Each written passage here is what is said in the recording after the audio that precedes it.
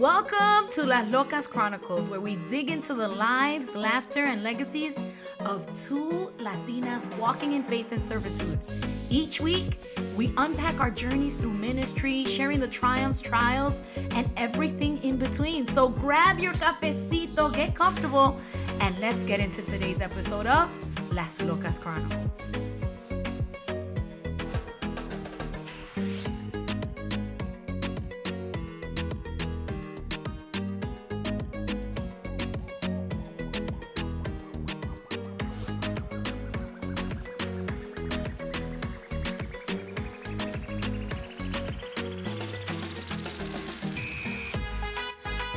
Welcome to Las Locas Chronicles!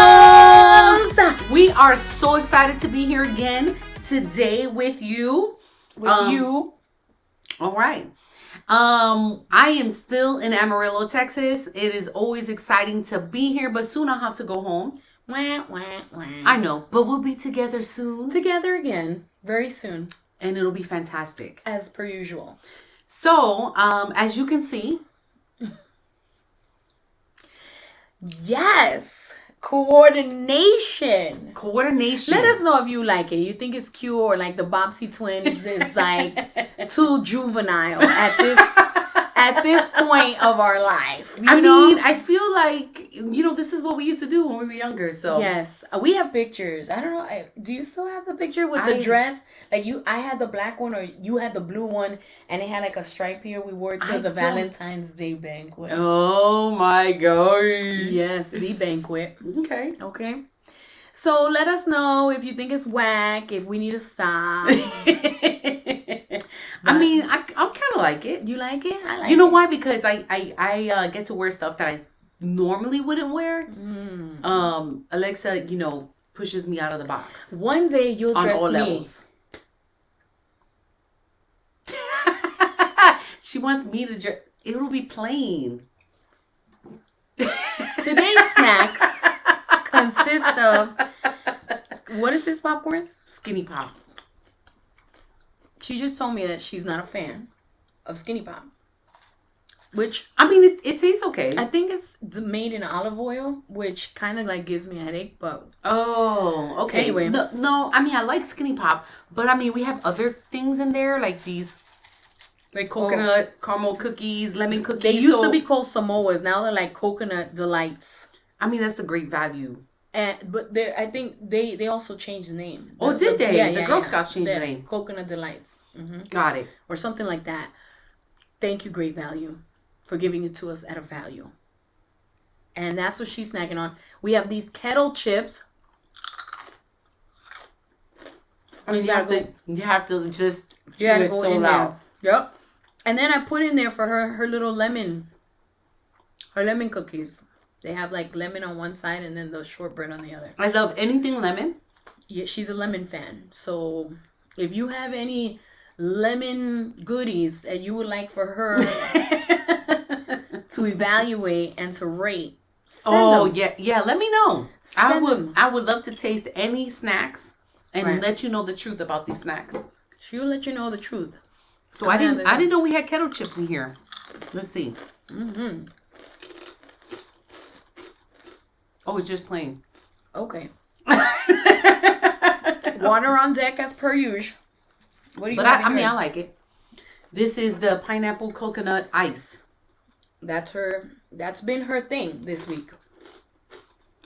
Pineapple, lemon. Okay. Yeah. It's very refreshing. It's very Caribbean vibes. Okay. So, here we are. Reunited, and it feels so good. All right, so what do we want to talk about today? I thought you were going to hit me up with something scary, as we've had, some scary revelations. Some scary revelations, like, truth be told, like every time we finish doing one of these episodes, we really feel like this overwhelming sense that a load was taking off of us. Oh my gosh, yes. And it's not something that we planned for. Once again, If you're new here, yeah, this is new to us. We have nothing scripted. Nothing is scripted. Nope. We do not talk about. So what are we going to talk about? Right. I mean, I've tried to say, so what are we going to talk about? Right. And she's like, Jess, we're just going to go with it, which is the scariest thing for me because I'm an overthinker, overplanner. And it's scary for me because I, like to have things organized. You going to sneeze? I might. Okay, that's okay. I sneezed in one. It's fine. Listen, it's the truth. Bless you. Bless Ooh, you. bless God. You and bless you. So with this, it's very different, and we're just being led to talk about different parts of our story, right? Yeah. And in sharing our story, we're being vulnerable enough to say, some parts of a story were great. Some parts of our story were traumatic. Some parts of our story are still being unraveled as we as we speak. And it's so important to walk it out and to be able to talk it and to have a space like this to be so confident and say, hey, this is where we're at, and that's great. On a side note, as Jessica's snacking and we're having this conversation, for those of you who have been following the journey, thank you so much. Thank you for sharing. Thank you for writing to us. Thank you for all the things. We have an email if you would like to share something that maybe has inspired you, has something that you laughed at, something that ministered to your life. Las Locas Chronicles @gmail.com. Send us an email. We would love to read it and respond. We will respond. Right? Oh, yeah, 100%. And if you've been following the journey, especially out here, you have heard different things go off. Okay? We've had trains. Oh, my gosh. So many trains. So many trains. We've had printers. We've had my dog bark. We've had my husband sneezing. There was some beeping, something that was happening over here earlier. Oh, yeah. So we've had a whole bunch of stuff go off. So, listen, this is live. This is real life. This is real life. And that is the thing. We are not filtering anything. No, we're not filtering anything. That did y'all see that little devious look that she just gave me? Was that on camera? Y'all, did you see that look that she just gave me? Because I think that's where we're gonna go today. Oh, let's talk about living a life unfiltered. No. Okay. Yeah. Unfiltered life. An unfiltered life. Okay. So it's making me nervous already. Why? I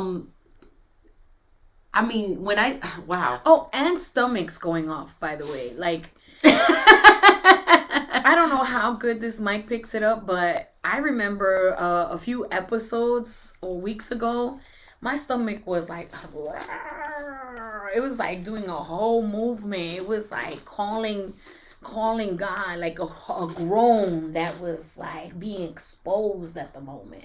So you're going to hear it all, live and in person. So unfiltered life. Let me think about this. Okay. That's okay. It just makes me nervous even just saying unfiltered life. Well, to explain. Because walk with it as I eat my coconut delight. Because when we think of unfiltered, well, first of all, the first thing that comes to mind of thinking the word unfiltered is, exposure. Oh. Exposing. Let me put this down. So when I think unfiltered, I think exposure. And so unfiltered can be a positive or a negative thing, right? I'm gonna look it up. I'm gonna look it up, but keep. So as we're thinking this through, right? So when I think of the word unfiltered, I think it can be, exposure, and exposure can be negative and exposure can be positive. I think being honest, obviously, is 100%. I think being transparent is good too. I think there is such a thing as being too transparent. Sometimes. Explain it. I think in the right context, it's okay. Mm-hmm. I think giving too much too soon is giving too much too soon. Mm-hmm. And I think we have to walk in wisdom with who we can be unfiltered with. Yeah, for in our lives. Because there are people, excuse the coconut, there are people that seem to side with you and seem to how would you say, seem to support you and love you, but they're waiting for any moment to expose the nasty things that you show them, and to their benefit. Yes, they're using your using transparency as ammunition against you, right? And they don't care about the effect that it's going to have on you later, right? So I agree that you have to be so careful and walk in wisdom. Correct. And the Holy Spirit will let you know. But I think a lot of times there are lots of red flags. And then we do this to ourselves. No, that's not because of that. No, maybe I'm just being paranoid. Right. Or, maybe I'm just, being, not trusting. And the Holy Spirit's like, no, I'm telling you, it's a red flag. You're ignoring the red flag. Why don't we listen to that beautiful, sweet, gentle voice of the Holy Ghost? I have no idea. Why we convince ourselves not to. We convince ourselves out of the will of the Father, because when we listen to the Holy Spirit, I think they like it when we come in slow, like when we make them laugh first. You just trying to I mean, I don't mean that's just me. Like that, I'm just an intense person. I'm saying, and we just, can we just be gentle at first? I mean, I'm trying to. I'm just saying, okay, let's be gentle. So Unfiltered, right? Two things just happened as I'm looking this up. Unfiltered, one of the definitions, and this is the Merriam-Webster. Not filtered, boring, obvious, obvio. And then it says also not modified, processed, or refined. Not modified, processed, or refined. Okay. But then let me. So I was looking up unfiltered, right? Let me go to the synonyms here for a second, because let me tell you something interesting happened as I was doing this little thing right here. As I eat this lemon cookie. My God. Let me do this real quick, okay? So it says the synonyms of unfiltered: being in its original state without having anything removed. Because this wine is unfiltered, a small amount of sediment may be collected at the bottom of the bottle over time. Raw, crude, natural, undeveloped, okay? Unpurified, unpolished, untouched, whole, unwrought, primitive, unstained. But as I was typing, looking up the definition to unfiltered, you know how Google gives you all those different subtopics or whatever? It came up and said unfiltered life. Ooh. And so, listen to this. It says to live an unfiltered life means to live with acceptance of your limitations and flaws, as well as a sense of optimism and hope for the future. Oh. Then we go down. Oh, that's good. I'm trying to tell you something here. Then it came up unfiltered life. I just meant to put unfiltered.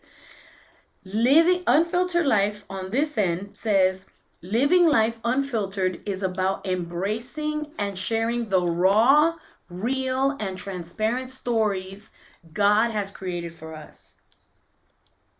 What? Wow. And I'm going to stop it with this other one down here. It says, what does my unfiltered life mean? Living life unfiltered begins with addressing our perception of ourselves and being completely vulnerable with who we are. To be real with the world, we must first be wholly honest with who we are. Then maybe the power of self-awareness extends beyond how we see ourselves to how we perceive others. But I like this one: embracing and sharing the raw and real and transparent stories that God has created for us. So living an unfiltered life is embracing and sharing embracing who we are, which, first of all, let's talk about this real quick. If we just broke that down to embracing who we are, how many of us are truly okay and love who we are right now? Oh, see, there you go. You know what I'm saying? Yeah. Like, let's get to the first part of the issue, that before we can be transparent, before we can be wholly who we are, we need to know who we are. We need to know our identity and who and what our identity is in, or who our identity is in. For sure. So I think a lot of us, don't even know who we are. We don't know what we like. We don't know, who we are in Christ. We don't know, for instance, I've had so many seasons in my life, and as I've gotten older, there's a blessing to getting older.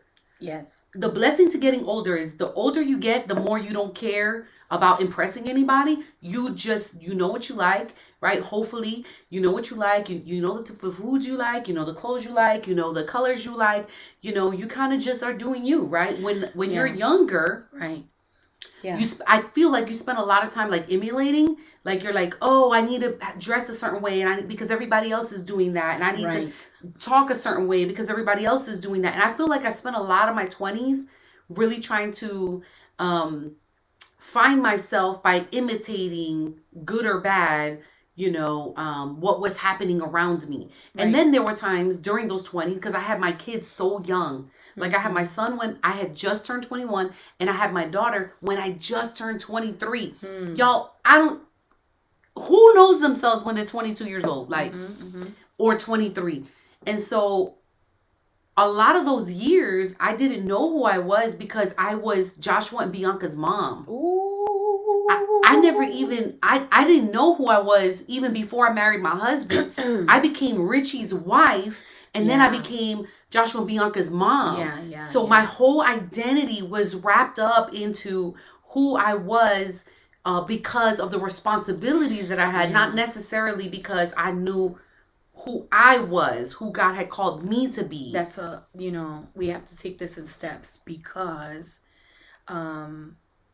I have the opportunity to know some amazing people. And something that you said, and we have to take it, pace by pace, right? When we have to first know our identity, that is also going to pave the way, absolutely, to living an unfiltered life. Yes. Because when you embrace who you are and you know who you are, then you're not putting on the filters. You're not putting on, the things that make certain things appear to be what they're not. That's what a filter does. Yeah. That's what a filter does. And I remember I have Snapchat. I have Snapchat, and I remember when it first came out, it was a hit. Yeah. Because you flip the camera around and it had all these filters on it, and you could be like a little puppy, and when you open your mouth, the tongue will come out. And I'm like, yo, how they do that? And then now then they had the filter where you become like a little baby, and you're like, oh my gosh.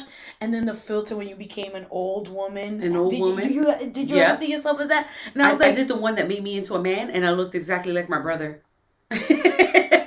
Okay, so again, I'm a visual person. So when we're talking about filters, right? Unfiltered meanings remove the filter. Remove what helps you become something that is not reality.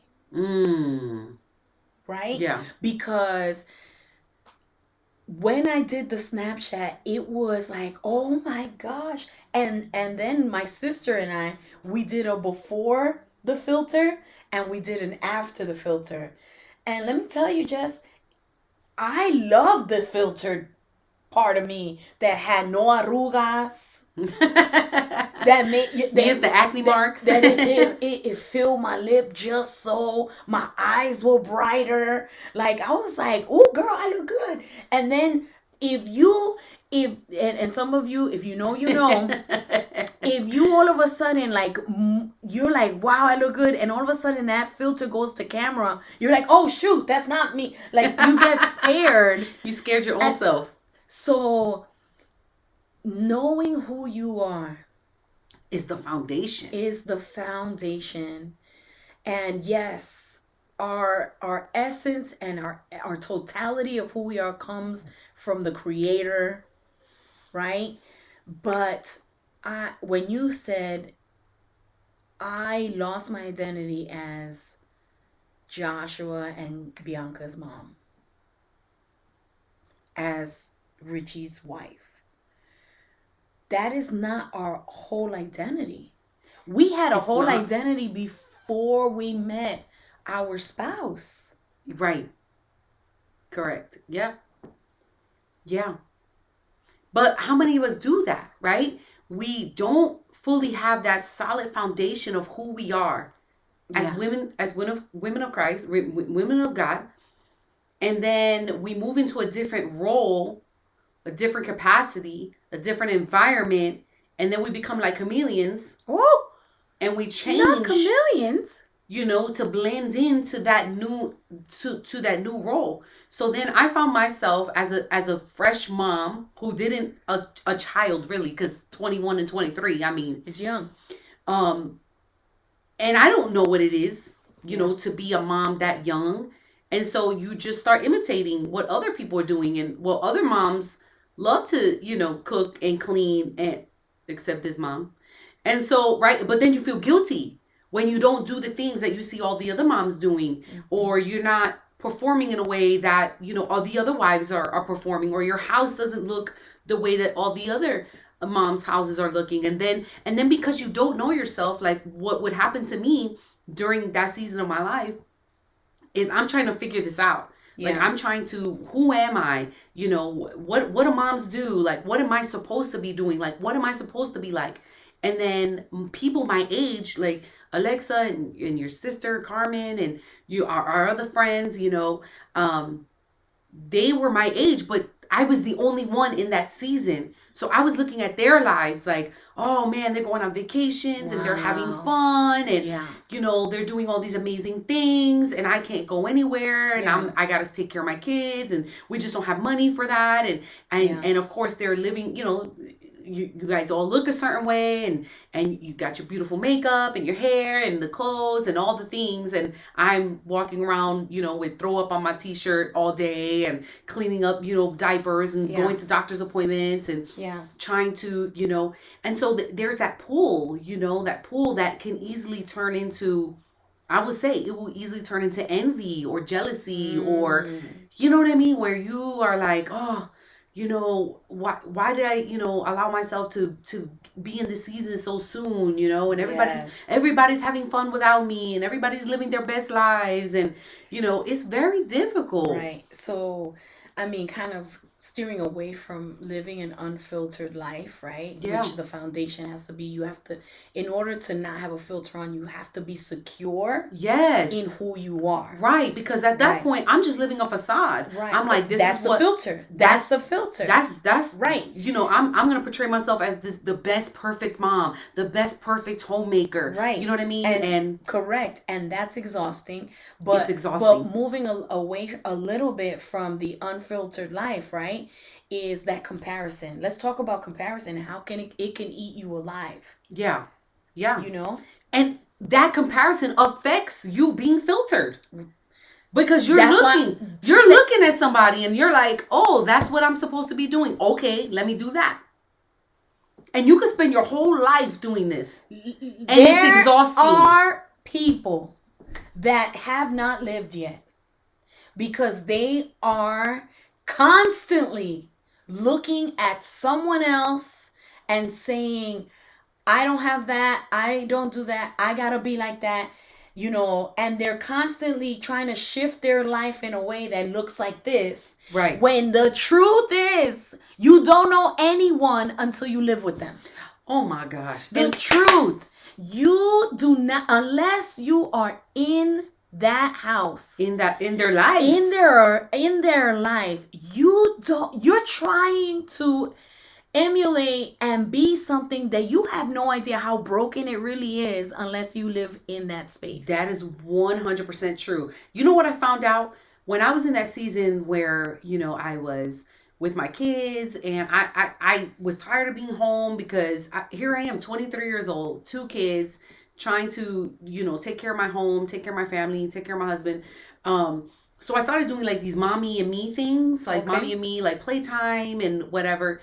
And I met some other girls that were my age. And what I realized is that when we allow ourselves to be unfiltered, I realized that these girls did not have it all together, that they were just pretending. What? And they were frustrated just like I was. And What? and when we could take off the mask and realize that, man, this job is hard. I have no idea what I'm doing as a parent. My house is not clean all the time. My cooking sucks. You know what I mean? Like, I hate washing clothes and I leave them on the... Have you ever cooked for me? I made you eggs last month. It was delicious. Thank you. But I don't make meals. Like, Alexa's the meal maker. Like, listen, but this is so good. But it took that, it took that courage for somebody to say, you know what? I'm not a perfect mom. Yeah. I get frustrated with my kids. You know what I mean? Okay, that part. I've seen so many women, and there's one that's super close to me, who strive to be this super mom, right? Yeah. Because they feel like they don't want to let their kids down. And it goes further, okay? It's not only that I don't want to let my kids down, but I want that recognition of being a super mom. Yeah. That is exhausting. Because they want something to have to identify themselves by. But that is exhausting, and God never called you to be this heroine or this perfect, like, no one's ever going to come back to you and be like, you did everything 100% right, and that's why I call you mom. Right. Let me tell you something. That's so good, because this is what I say. I feel like I did the best that I could, right? Obviously, you have your own parents. You strive to do better by learning and growing. I read books and I, tried my best. But at some did point, what you could. At some point when my kids were teenagers, what I realized was this. They're going to blame me for ruining their life, and it's probably going to be 1,001 ways. So every time my kids would say something to me, whatever, I said, okay, 1,001 ways of how I ruined your life. Like, that's our joke night. Like, now I'm saying, let me guess. Even my daughter, she's like, Mom, she's 22. Mom, I literally think that I have ADHD and you never got me tested. I said 1,001 ways of how I ruined your life. Girl, get over it. Like, I don't know what else to tell you. You know what I mean? Because you can put yourself in the coffin sooner than you're supposed to be by carrying this facade of what you think is necessary for you to be in this role. Right. And honestly, a lot of it is, okay, there are expectations, right? Like, my family had expectations of, my mom is very old fashioned, and she had these expectations that I should be a stay-at-home mom. And guess what? I made myself miserable. Because guess what? Not everybody's meant to stay at home with their children. Yeah. You know what I'm saying? Like there was this expectation that if you're a mom, you stay at home with your kids. And my mom was like, you better have dinner on the table every single... Guess what? I don't even like to cook like that. You know what I mean? I was doing all the things because there were expectations set for me, and because I thought that this is what it was. So here's what I'm hearing. Like, there are filters that we put on ourselves to make everybody believe the facade. Yes, to make that we're everybody doing it believe, right. Yes, that we are perfect. To make everyone applaud and be like, "Man, you're amazing." Goals, #goals, right? Oh, I hate when people say that. But then there are filters that other people place on us. Yes. I will say this. and you know, my husband, Richie, he's the best. He's super sweet and he's super attentive. You know, our husbands are very much the same. You know, they're always like, hon, are you thirsty? Are you hungry? Yeah. You know, are you good? Are you cold? Are you hot? Like, my husband's super attentive. And so people would say things, oh my God, hashtag relationship goals. Y'all are so cute. Y'all are so cute. You know what I tell people? Because I've done lots of premarital counseling with couples. We've done lots of counseling with, like, regular counseling with couples. I tell people all the time, I never want to give you the impression Oh, that's good. that my relationship is perfect. This is 25 years of work, okay? And forgiveness and communication and reading books. And back in the day, listening to Jimmy Evans' Marriage on the Rock CDs, literally with a radio, a CD player, and me and my husband like this, crying. You know what? That we couldn't even talk after listening to the CD. We would just go separate ways like, God, what are we doing? We live in the actual birthplace, right, of Jimmy Evans. So, yeah. You know, and we didn't know that ministry. You knew the ministry before we did. Jimmy Evans is no joke. Okay. For those of you that don't know, he's a teacher, a pastor and a teacher, and his specialty is marriage. Wow. Many Marriage books. on the Rock. It has the newest edition has been released. Oh, tremendous. Pick it up. Amazon, pick it up. Barnes and Nobles, pick it up. Even if you think your marriage is perfect, then you definitely need this book. So, because it's not. Listen, Jess, I know one day, the time is not now, because I've been praying about it, and I haven't shared it with you. One day we're going to share a testimony about our marriage, which we both share. You know, the time is not now. Right. But I love when you said, you know, because here we are, and speaking of our own personal lives, people will say, man, they got the perfect life. You got the perfect kids. Your kids, you know, your kid is in the military. Your kid's in college. You know, you have a beautiful dog. You have a beautiful house. You know, you have a dream job. And my husband and I, and, you know, Buzz has made an appearance here. You know, and all the things. You're living your best life. But don't believe everything you see. Don't believe. And I have tried so hard not to be a poster. Like, you know, I shut that down so fast. I shut it down. Like, I don't share my life for that reason. I am very careful, and I feel this in 2024. I feel moved and given the green light by the Lord to start posting the different assignments and places and things, and I have to do that. But for so many years, I haven't, because I never wanted to depict something that was untrue. Right. You know? Yeah. I never wanted to lie. Right. For the reason that people are going to get the wrong idea. Right. Right. And that's why I tell people, like, they're like, oh, you guys are so perfect together. You guys are perfect. You know, at hashtag goals and everything. I tell people this all. The reason why I say that to people, like, I never want to give you the impression that our relationship is perfect, because I don't want you to have an unrealistic expectation set on your life. The worst thing, like, you know what I mean? Have you ever put yourself in Richie's shoes? I mean, I'm scared too, because I'm a lot. Serious. Like, yeah. I put myself in other people's place a lot. Yeah. And I think that's why I have compassion. That's why I have patience with people. But I feel like my heart sinks when I put myself here, and here I am thinking all these things, all these great things. And if you only knew the truth, if you only knew the pain, the hurt, the tears, the suffering, you know, you want something and you don't know what you're signing up for in wanting that. Oh my gosh, yes. People always want to be in a season, a different season than what they're in.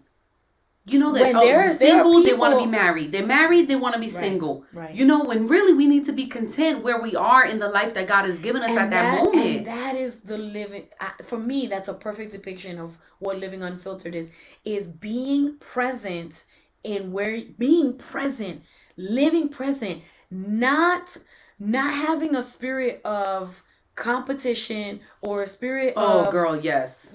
Let's talk about that. Like, but honestly, yeah, like, we're constantly coveting this. I want that. I want this. We're constantly in competition. We're constantly, what's the other C word that we just said? It'll come to us. But we're competition. No, competition. We said comparison in comparison with someone else. Competition and comparison, two different things, but they will both kill the presentness of your life and the joys that you can find in the moments right now. I've had you as a friend for 30 years. Let me tell you, there have been times where I've compared myself to Jess. Yeah, and I've done the same with you. In her studies, how many times I'm like, damn, I'm so proud of her. But man, I wish I could do something like that too.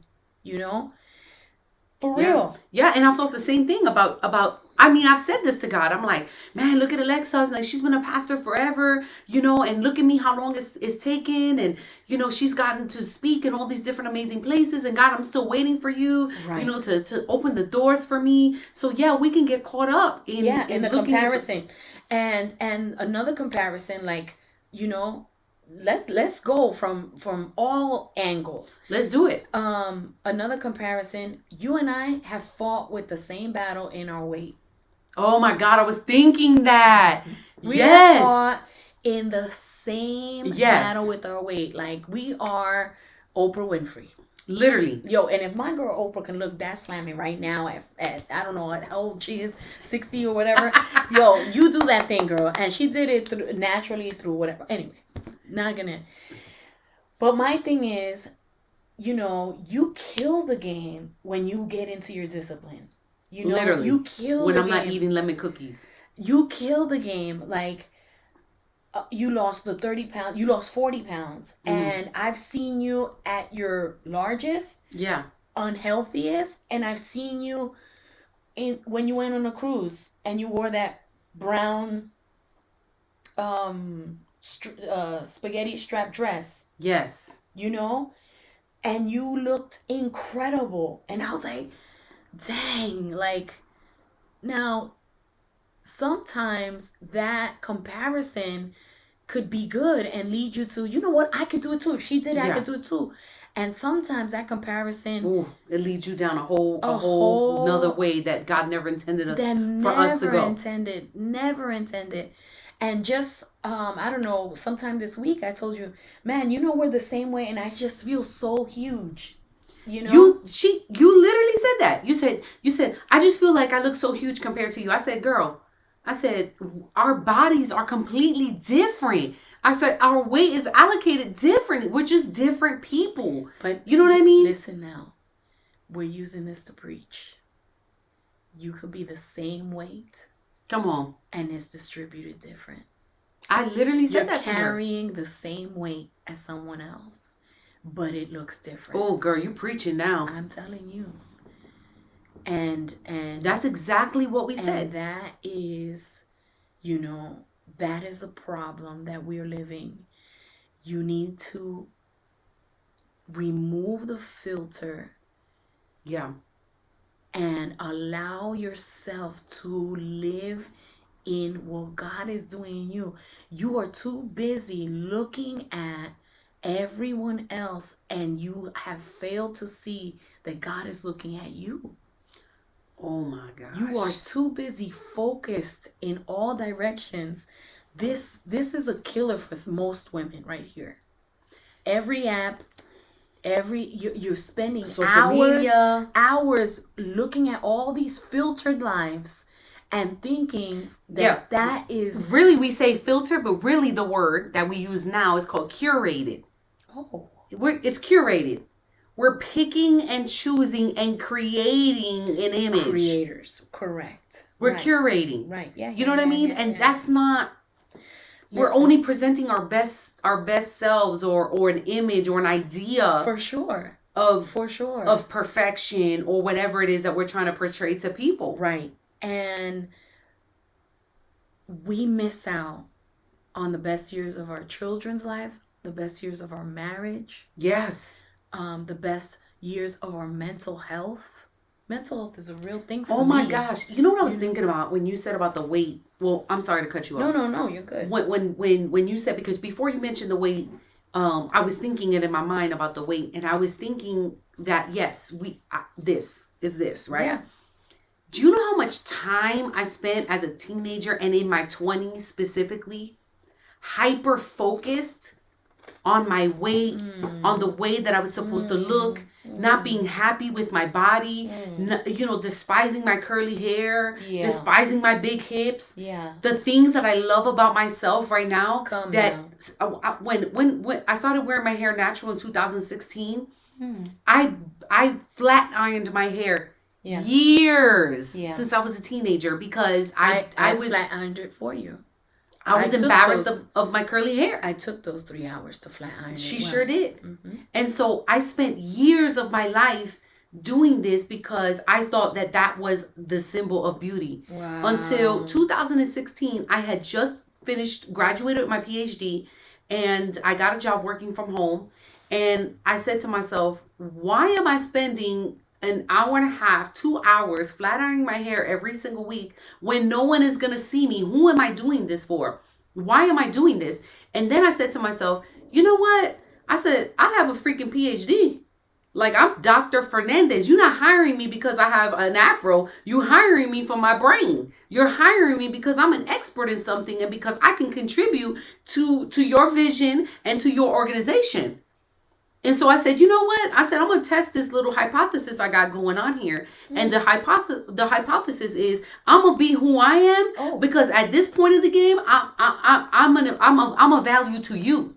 You know what I'm saying? I'm a value to you and your organization. So you're saying you were free enough to remove the filter that you thought somebody else needed to accept you. Right. Because I heard comments in my career. They would say things like, and I mentioned this to you the other day, and you said you should have said that. Oh God! And so let me tell you some of these comments. I just did an Ephraim.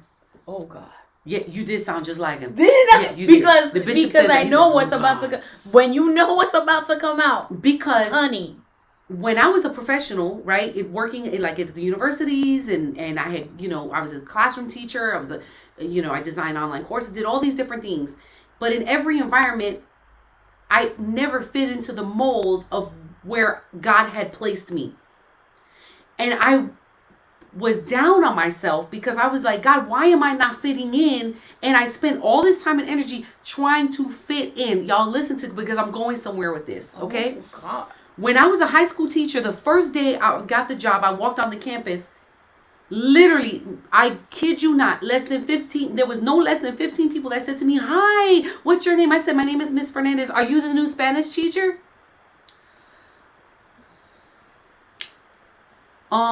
Actually, I teach business, but okay. After the 4th time, are you the new Spanish teacher? I said, not every Hispanic teaches Spanish. After that, anytime. Wait, can you say that? Come on. One more time. I spent so much time trying to fit in. Then they would make comments about my hair. They'd say, your hair looks so much better when it's straight. Your hair looks more professional when it's straight. They said that to you? They would tell me straight up that my hair looked more professional when it was straight. Oh, what are you? Are you black? Are you mixed? Are you Mexican? Are you like, why do y'all spend so much time wondering about my hair? Where are you? What's your accent? Like, oh yeah, that doesn't, yeah, like making comments about my accent or You have an accent? So then I kept redirecting, like trying to fit in because I was because I felt this expectation set on me in order for me to be a professional, in order for people to look at me and view me as smart, I needed to talk a certain way, I needed to dress a certain way, I needed to present myself a certain way. Then I moved on to the next part of my career where God moved me forward. And I worked at this college and I was designing online courses.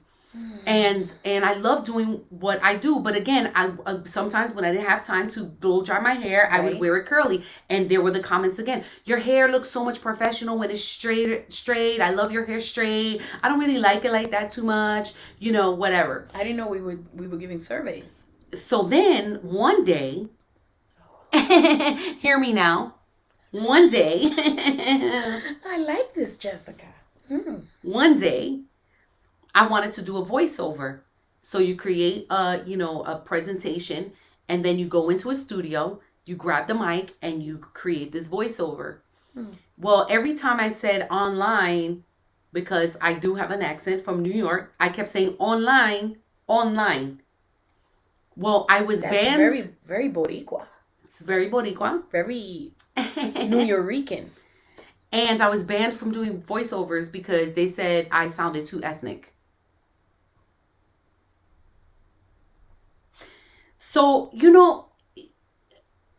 I spent so much time and effort trying to fit in that now I come to a point in my life, I graduate, I have a PhD, I'm a Puerto Rican from the Bronx with a PhD, first in my family.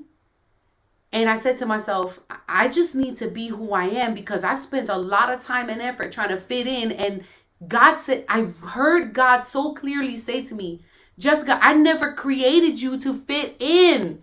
I created you to be different so that you could be a light in the world.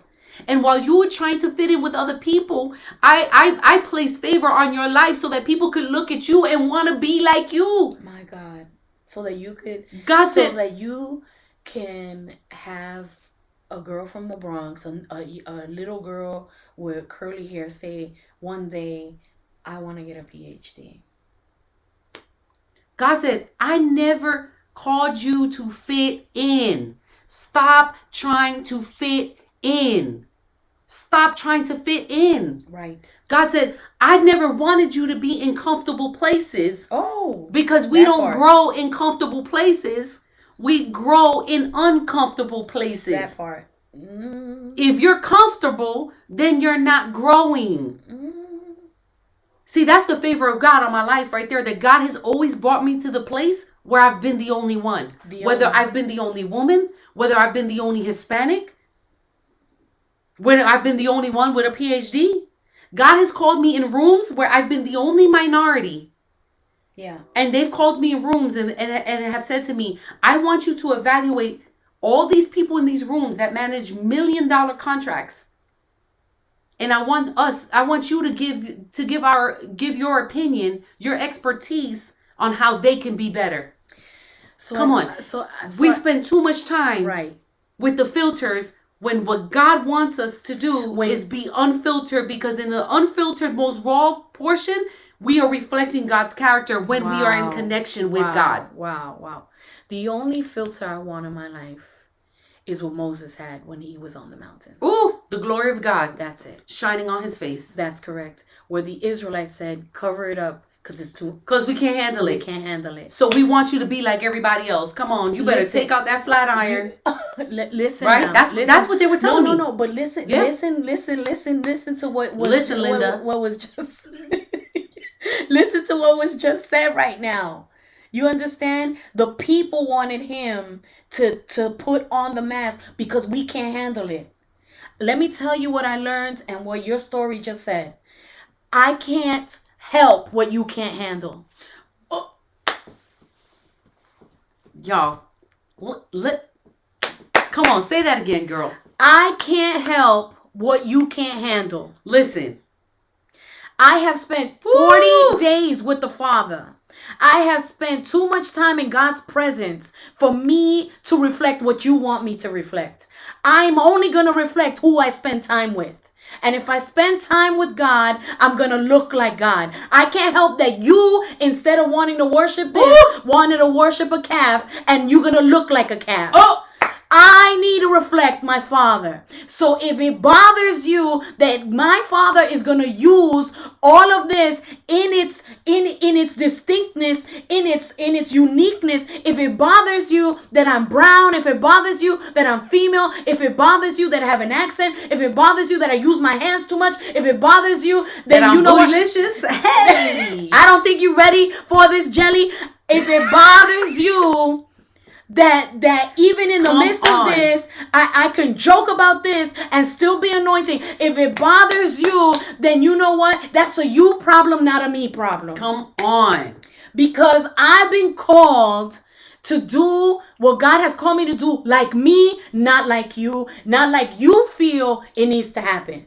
That's what I heard you say. That's exactly what I said. Because here you are in one room 1 minute where they told you, you know what, you're canceled because you have too much of an accent and we're trying to reach a certain demographic that doesn't like your voice.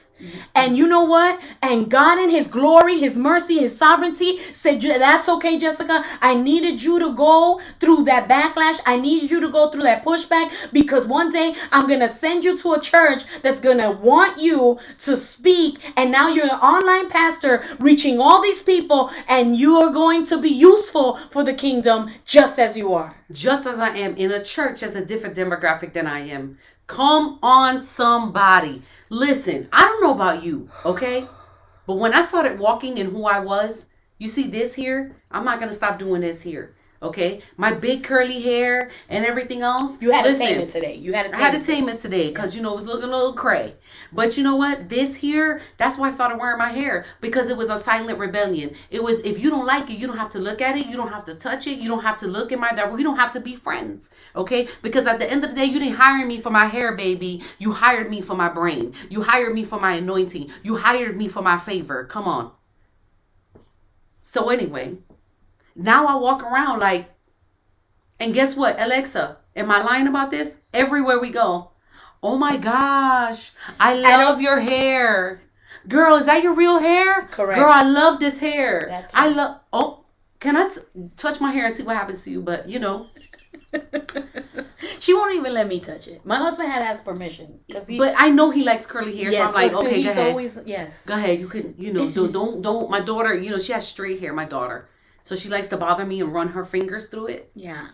But there's something, you know, I didn't know. Be free, y'all. I didn't know where this was going, to be honest with you. I had no idea. You know, we read it. I felt like it was necessary to kind of read it. But living an unfiltered life has everything to do with taking off the filters that others have placed upon you. Living an unfiltered life is taking off the filters of comparison and competition that you have placed upon yourself. Right. Living an unfiltered life. Listen, I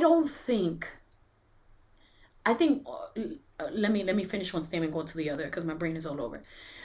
I don't think that I could live any other way. And you're right. You said that as you get older, there's a freedom. You know, if you know your grandparents or you know older people, they don't care anymore. They're going to say it just as it is. And you'll be like, don't say that. Mom, they're going to wear whatever. I have to tell my dad, like he your dad is my dad though. Is unfiltered. I'll be like, Daddy, you know, and he'll be like, what? Like, I'm like, you can't say that. Like, you can't say that here, you know. But as they get old, they don't care. They don't care. Like, what you gonna do to me? You know, I already lived my life, you know. And this was one of the things that came to my mind. One of the greatest compliments that I receive after coming off the pulpit is when a person comes up and says, I want you to know that this is the first time I've ever heard someone be so real. Yes. Thank you for being so real. Yes. I resonated with that. It ministered to my life. Yes, I love that. And I saw myself being used by God because I feel like I relate to you. And I thought that God can only use a certain kind of person. That is the greatest compliment. That is the greatest compliment. Because I know, Jess, you got to know yourself. That's what you said. You laid the foundation except you. Except you. And I know that I am not you're most eloquent. I know that I could get a little hood real quick. I know that my jokes may be a little bit too much for some people, not for all. My passion or my the way that I express myself may be a lot for certain people. Not everyone is gonna watch this podcast because it's not their cup of tea. But And that's okay. But that's why there's tea, there's coffee, there's iced tea, there's Arnold Palmer's, there's a whole variety. That's okay. But what I have come to knowledge in is that God sends you and uses you to a certain group of people, because that's why he has a whole bunch of disciples. Out of the 12, they were all very different.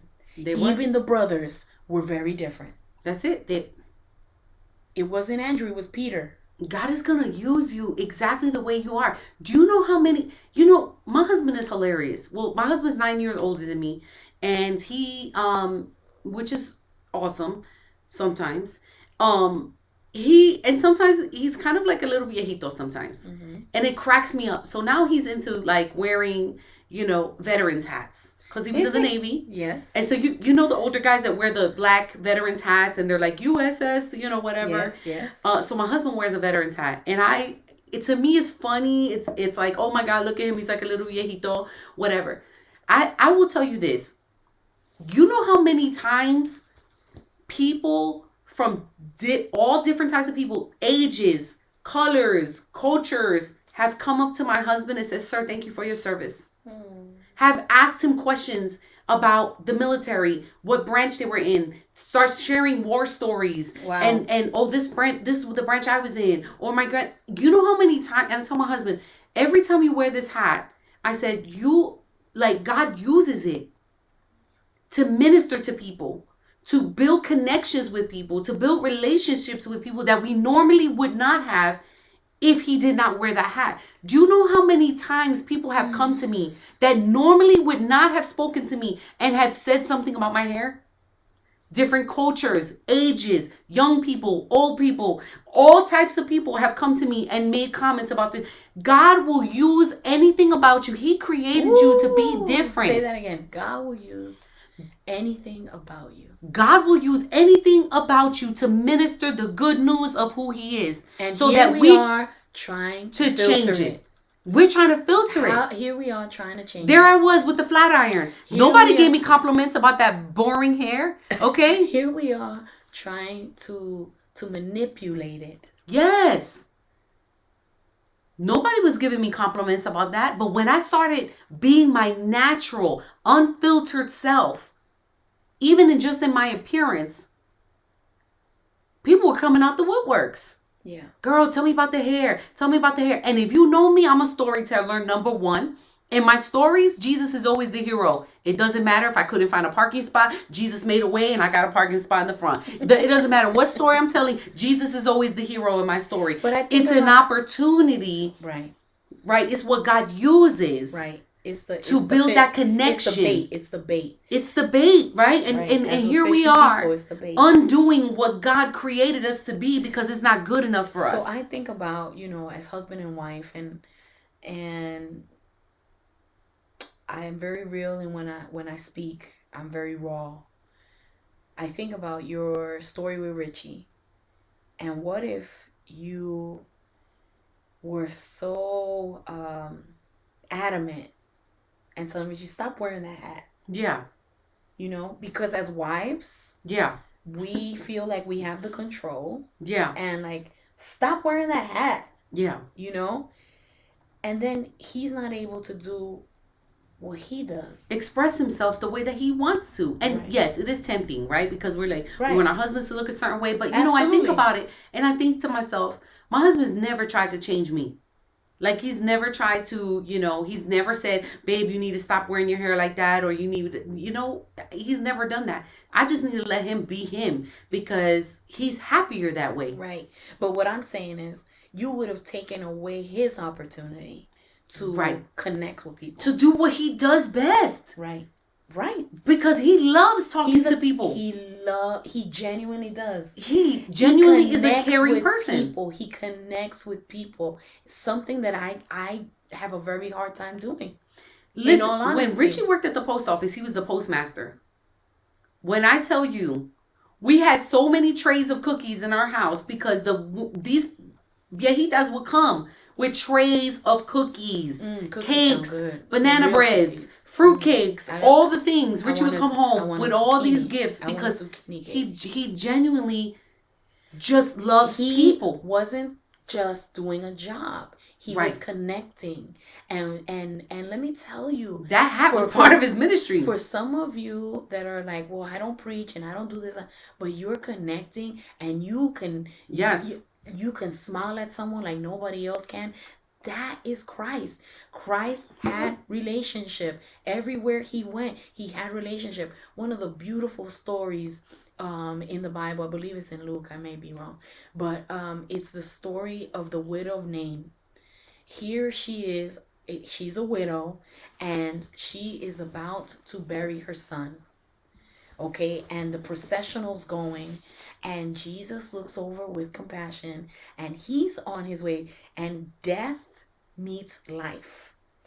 Jesus stops, sees this widow, and touches that dead body and resurrects it. Jesus was always a man of relationship. He had business to do over here, but he couldn't stop seeing the need over here. And that connection was immediate. And he said, I'm not going to let her continue her suffering. I'm not going to continue, as I need to go on the other side. I know I got business to do, but I see, that's Richie. I see a need. What you need? You all right? You need. And so immediately he acts on something and he touches her need, and then he keeps going about his business. There's some of us that connect, that instant connection, that you all right? I got you. There are some first responders that don't have an ambulance, that don't have a medical degree. There's some responders that aren't working for the fire department or the police department. There's some first responders that is just an innate caring ability that's inside of us, given by the Father. Yeah. And that only comes out when we are unfiltered. Right. You know why? Because we're spending so much energy on things that don't matter, that never contribute to the kingdom. Comparison, jealousy, competition, making us do things that we normally would do for reasons that don't matter ever. Right. You know what I mean? I gotta buy this bag because everybody has this bag. Right. And then, listen, I'd rather take that $1,500 and take me and my family away somewhere, have a great time, make a memory. You need $1,500 just to get into Disney at this moment. For real. I don't know. There's so much to do. I think that people took better pictures back in the day. Okay, why? Because back in the day, you had to be intentional. Remember the disposable cameras? I had the first selfie with a disposable camera. Me and my husband. We were like this. Yeah. So, but what I mean is, you had to be intentional about the pictures you took. Mm-hmm. You couldn't see them. You couldn't waste them. You couldn't waste them. And then you had to work at taking it to the Walgreens or to wherever to develop them. Mm-hmm. And you were excited about and scared all at the same time. You're like, I hope it came out. I hope it came out. But when you would see, and then you would put them, in a frame or in an album. And you would just, and I don't know, there's just something so beautiful about those old pictures. And they're candid. You don't know what you were going to catch. Right. And now. No filter, no nothing. it has to look this way, or erase it. Take the background out. Put this background in. Lighten it up. We take 500 pictures and we only use one and post it because that's the perfect one. When back in the day, man, we cherished every... And you laughed. Girl, you don't know what was going to come out in them pictures. We would laugh and we'd be like... I'm going to see if I can find some pictures. I'm going to see if I know where they are. Yeah. But I just feel we need to go back to that. Go back to a disposable camera life. Oh, that's good. Be candid. Be candid. Unfiltered. And all you did was just keep turning the knob to the next one because you knew you had a limited amount of pictures to take. And you'll see what God does. Yeah. You will see what God does. And the truth is, you have a limited amount of pictures. Ooh. You do. You can. There's some of us that are missing the picture. Yeah. We're missing it. And you're missing out on the best memories of your life. You're missing out on who you really are. And yes, God wants to use you just as is. Some of you are waiting to lose weight to do the thing that God has called you to do. Oh my gosh, I was just thinking that. This happens. Like, I this is promise you, I was thinking that. I was just thinking, how many of us don't go places, don't go to the beach, wear the bathing suit. Some of us don't want to go to the party because we don't have a dress that fits. Some of us don't you know what, don't apply for the job because we don't have a suit that fits. I want to go back to the beach. There are marriages that haven't lived the best parts of their marriage because the wife or the husband are like, no, I don't want to go. You look at me, this and this and that. And they don't spend fun time together because one of them is so caught up on what they don't look like. Right? Yeah, I don't want to go on the cruise. Right. I don't want to. Right. And then who is suffering? I don't want to take the pictures. Who is suffering? The relationship suffers. The spouse suffers. They're bored, and then they're so upset because they're so bored because they don't do anything, and it's because you are stopping yourself because in your mind you can't have fun unless you're 50 pounds less. Let me tell you something. I'm 40. I'm gonna be 47 years old. I have cellulite all over here, and I don't like my arms. But when me and my boo go out, come on, when we go on vacation, I'ma bring that bathing suit. Hello. I'ma bring that bathing suit. I'ma bring that beautiful dress that's for him, and I'm gonna feel comfortable, and I'm gonna love it, and we're gonna have a great time. Why? Because this is mine and his moment. This wasn't for you. This wasn't meant for you. You don't have to like what you see. You understand? This is how you need to stop fixating on how they're doing it and start doing what God's given you the ability to do it and start enjoying it. Ooh. That's it. They got to live this unfiltered life. And I will say this, when I started really like in 2016 being unfiltered with the way I look and just being natural and the way that I speak and accepting and embracing my accent and not allowing people to make me feel guilty about it or make me feel bad about it.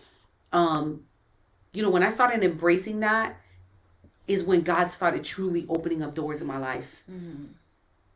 Yeah, absolutely. I mean, that like as soon as I started being who God called me to be, and I'll just kind of, because I don't want to keep going, but I'll just kind of end with this one per se. The last church I came to before I came to Texas, I had to do announcements for a whole year before my pastor put me to preach for the first time at this church. And I was fixated on being perfect. Like if I started stuttering, I would beat myself up. I would get upset. I would just, be upset. And so my husband, and then people like, I beat myself up and I come down, people are like, oh my God, you're so funny and whatever, because anybody that knows me knows like anytime I make a mistake, I'm just funny. Like I just keep going. And they're like, oh my God, you're so funny. We just love you so much. And then one day, like I started stuttering and I made a funny joke, but that wasn't part of the announcement and whatever.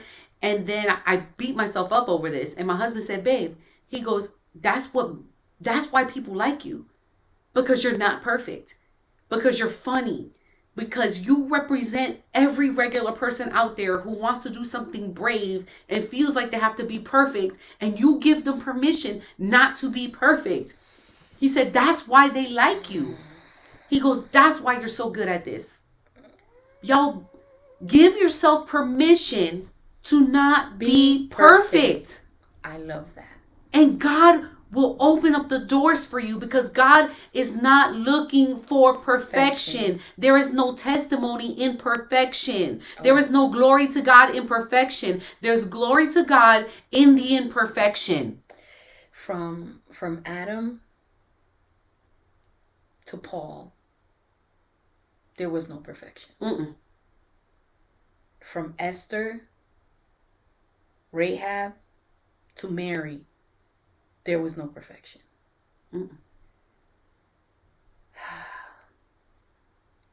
Greatest figures in the Bible. Yeah. Imperfect. Read your word, folks. Read your word. So I highly encourage you today. Yeah. Take off the mask. Yeah, for sure. Take it off. Be who God created you to be. Stop looking at everybody else and focus on what God is doing in your life, how God has created you. Focus on the beautiful family that God has given you. Focus on the beautiful friends that God has given you. And focus on the opportunities. And even if your family isn't beautiful right now. Yeah. Okay? It's yours. It's yours. Our pastor who taught us this, he said, find the good and leave the bad. That's it. Find the good. There is good in where you're at right now. There is good in that marriage, even though everybody else may look like they're perfect and you're struggling. There is still good in that marriage. Don't call it quits yet. Don't call it quits yet. There is still good there. Find the good, leave the bad. There is still good in that job. There is still good in that church. There is still good. Find the good, leave the bad. That's it, girl. That's what I got. And that's what she wrote. This has been amazing. I think it has. Did we been cry amazing. in this one? I mean, I feel like we wanted to. Okay. A couple times. I mean, I feel like we cry every episode. Yo. We kind of come in and we kind of think, oh yeah, hopefully this will be a light one, and then all of a sudden. But I think like this one brought out like more passion in me, because I was there. Yeah. When I had to take a look back and say, are you going to put on what they want you to be? Or are you going to trust God that He can still use you? And I was there to walk alongside of you. And all the things. I didn't know so much about, the straight hair and all that, you know. So just hearing your story was crazy. But today, we encourage you to share your story the way that you could share it. Yeah. And you got two cheerleaders here. This is Lex. This is Jessica. And we'll see you next time. Bye.